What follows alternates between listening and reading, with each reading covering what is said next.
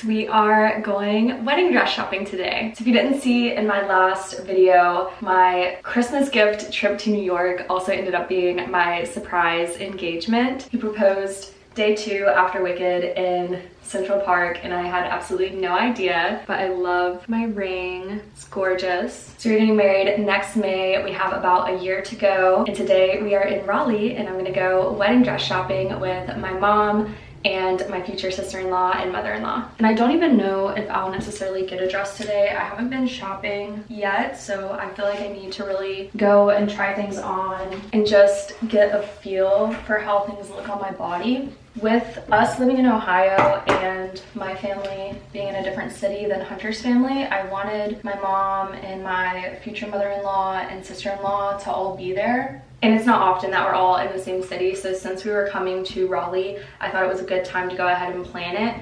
Plus, if I were to go this route of like getting a wedding dress at one of these bridal shops, if it's one that's made to order and not like a sample sale gown, they're often not in stock, and so you have to wait for it to be made, which can take 8+ months. So imagine we go today and I like don't like anything. I'm gonna be kind of starting from square one again. So I wanted to try to get a head start on as much as I can just throughout the whole wedding process too. So I have not tried on wedding dresses yet. This will be my first time, but I have tried on a ton of wedding guest dresses this year, and it has been an experience. I have not liked a lot of dresses. I've also tried on a ton of just cute mini dresses because I was trying to pick out like a new dress to wear for this occasion. I ended up deciding just to wear one that I already have, but I was in a panic like I normally am before going on a trip and running around to different stores and things to see if I could find a dress that I liked better,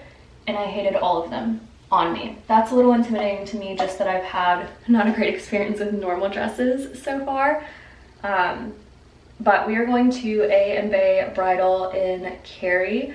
I have an appointment at 10:30 this Saturday, today. And the way that they do their bridal appointments, so you do have to make an appointment to go to A&Bé, and there is a $25 appointment fee, I believe. So I had to put in that, and then they have me fill out an initial form just answering like common questions like about my wedding, about what I think I'm looking for, sizing, who's going to be there with me. I think they had an opportunity to suggest songs if you wanted to hear a certain song, all that kind of stuff. And then they do a phone consultation. So I had that 2 days ago, and I think I blacked out when I was talking to her. I was excited, and then she started asking questions, and then my brain started reacting as if it was a job interview or something, and I was just, she like asked me about the wedding, and I told her the venue, and then, because that's really the only thing that we truly have locked down is the date and the venue, but I could have told her like, here's my inspiration for this, here's the colors I'm thinking, here's, like I could have given her more detail. I just kind of answered the venue and then like blacked out. So I got really nervous is the point, so I hope that I'm not super nervous once we're at the shop. But she was super nice. She just asked about, you know, the wedding, the styles that I'm looking for, my budget. And then after the call, they sent over their Pinterest, which you can always access from their website as well. And on their Pinterest, they have multiple locations, but they have, each location has its own board, and it has all the dresses that they have at the shop, so you can go through and take screenshots and then send them to them, and they'll pull them for you for your bridal appointment. The names of the boards do have like an estimated price range in them, but I will say that those estimated price ranges are off. She was telling me that they've recently had a price increase with like the tariffs and stuff, so just keep that in mind. But whenever I sent her the screenshots of the ones that I was thinking, she sent me back the pricing on each, just so that I knew and I was comfortable with the price ranges. So I'm gonna be trying on those that I sent. So that is the plan for this morning, and then we are going to lunch. My mom wants it to be like my bridal luncheon again, since we're all together. We're like a year from my wedding, but since we're all together in the same city, in the same state, which doesn't happen all that often, she wants to like kind of make a day of it.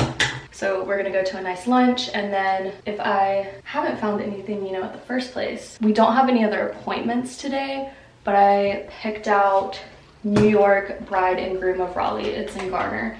as the second place to go, and they don't do appointments, so I didn't fill out any forms or do any pre-shopping work. Editing Olivia here. I want to add that I did a ton of research to understand the dress options that exist out there in my budget and what I thought I would want based on those options. So I knew most of what was available on the new market before I even booked these appointments. I didn't include it in here because sometimes I just find my level of preparation embarrassing, I guess. But I had deeply researched the New York Bride and Groom website as well, trying to see which dresses they may have that I would like and that would be in my budget. And I put together this mood board of screenshots, which was not an easy feat because many bridal designers don't publicly list their prices for whatever reason. So while I didn't have like an appointment and I hadn't technically picked out dresses, I had a good idea of what I thought this shop would have. From my understanding, you come in and you pick out like 5 dresses and go from there. So currently 7:37. I think my mom will get here around 9 and I'm just getting ready. Also, when my sister-in-law gets here, I'm going to ask her to be my maid of honor. So I'll show you guys what I prepared for that as well. Okay, letting the curls cool before I comb it out. But to ask my sister-in-law to be my maid of honor, I put together this little like newspaper style proposal. I hope that this looks moss on camera and not gray. On my phone it looks gray. In person it's like a light green, like a moss green. And this is the color and like font and stuff that I want the wedding invitation to be. So I'm not loving that it's throwing gray on camera, but it looks green in person. I made this on Canva. I took a template of like a newspaper template that was already on Canva and then fully customized it. The first page is just a cover page, will you be my maid of honor? Second page is like a little letter that I wrote her asking her to be my maid of honor. The third page, I put that for her like maid of honor gift, I would buy her wedding dress. She's gonna be my only person in my bridal party and I'm just not for buying all these little things that are cute that they probably won't ever use again. So I think it's more beneficial actually if I pay for her dress. And I might do some other things once we get closer to the wedding. Like if I decide to get us getting ready outfits, then I might get hers for her, or I don't know, maybe we get our nails done leading up. I don't think I'm gonna get a makeup artist, but that's not nailed down yet. That's just kind of what I'm thinking. Anyways, my point is I think it's more beneficial to kind of take part of the burden of being a maid of honor away by paying for some of the things that she'll need for the wedding. If I want her to wear like specific jewelry or something, I would get that for her too. Anyway, so the third page is for your maid of honor gift, I will buy your dress, and then I have inspiration photos of like dresses and color palettes and stuff that I've found on Pinterest, and then I have like a row of dresses that I found online that I like, and then just notes about like it does not have to be one of these dresses and you can pick any of these colors in this like color palette that you like. So I want her to really love it. So that's the third page, and then the fourth page is like maid of honor duties, like the kinds of things that I'm wanting her to help me with during this process. So very excited to give this to her. Okay, I haven't steamed this one. This is what I thought I was gonna wear originally, but I don't know if I love how it's fitting here. I like don't notice it so much in person, but whenever I was watching it back on camera on TikTok, I wasn't loving it. I know this one looks a little more casual. Hunter said it looks like I'm just in his oversized t-shirt, but I think that I just like the fit of this better on me. This is what I'm leaning towards. I think I'm gonna do the little Claire V bag as my bag.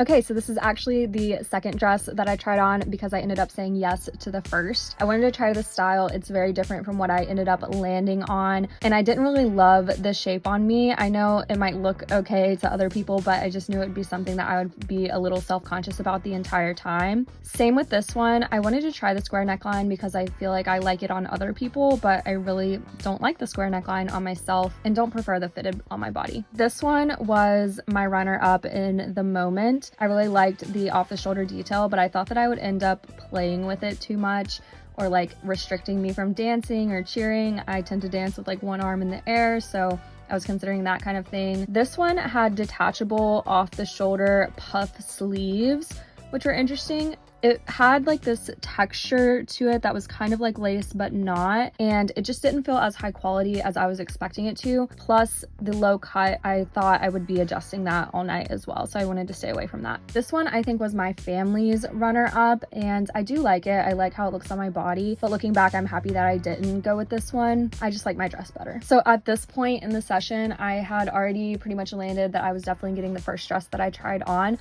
but we just tried on a few more. None of these following here were on my list of ones that I wanted to try on, but we just tried on a few more just to make sure that I was certain. So the bridal stylist pulled this one. I like the shape on me. I think it's flattering. I just don't really like the slit. This one, again, I actually do really like the shape of this on me, and I think it looks really nice on camera as well, but I just didn't want that much cleavage on the day of. I just thought I would be readjusting all night. And this one I actually do really like looking back on, but the satin just clung a little too much. I thought I would be self-conscious.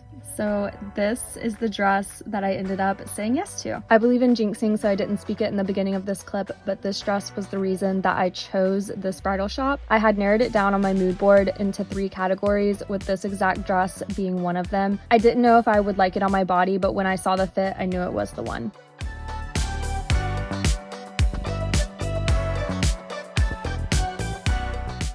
I'll have more wedding content and the final look over on my TikTok, Instagram, and YouTube shorts, so make sure to subscribe and follow me over there.